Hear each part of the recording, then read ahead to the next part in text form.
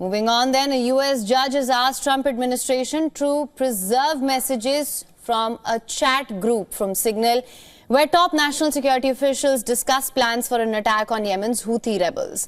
Now, the ruling adds pressure to White House after The Atlantic magazine revealed that its editor had accidentally been added to the group chat. District Judge James Busberg ordered the government to preserve all Signal communication between the 11th and the 15th of March. These dates are, of course, important as this covers the period between when the National Security Advisor Mike Waltz set up the chat and then mistakenly added journalist Jeffrey Goldberg, and also the day of the airstrikes on Houthi targets. He also ordered the government to file details on Monday showing that steps were being taken to preserve the messages. Goldberg has written that Waltz had set some of the Signal messages to disappear after 1 week. Others were supposed to be sometime around 4. Now, it raised questions about whether the officials may have violated federal records law. The magazine published the full chat on Wednesday, including messages in which Defense Secretary Pete Hegseth revealed the timing of the strikes hours before it happened, also details of planes and the missiles that were being used. Now, Trump has largely pinned the blame on Waltz, saying he had admitted that he was responsible, while adding that any classified material was shared in no classified material was shared in the group. But he has also dismissed calls by Democrats for top officials to resign.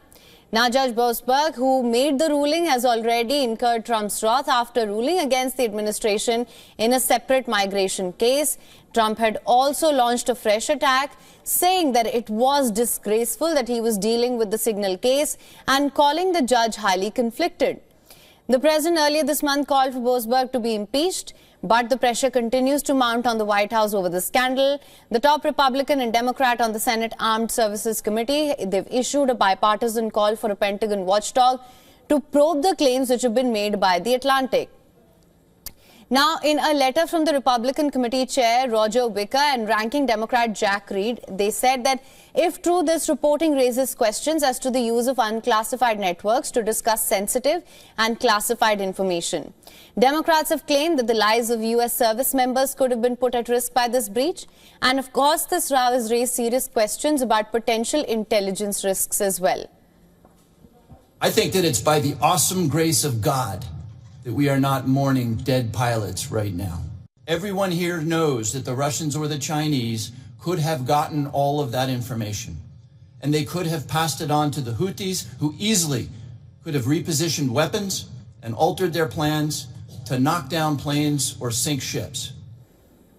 Now, several media reports say that active and former U.S. military pilots are unhappy over this leak and fear that this could have put the lives of the personnel involved at risk. House Democrat leader Hakeem Jeffries called for President Trump to fire Defense Secretary Pete Hegseth over the leak as well. Of a fight right now as it relates to Pete Hegseth. He needs to resign or be fired by Donald Trump. We've made that clear across the caucus. And Democrats, I think, showed fight in the Senate hearing on Tuesday and in the House hearing on Wednesday. Our veterans have stood up to push back against this stunning national security breach. That's a fight that we're in right now. But despite all the controversy and demands of a probe, U.S. Attorney General Pam Bondi said that the breach was unlikely to face a criminal investigation.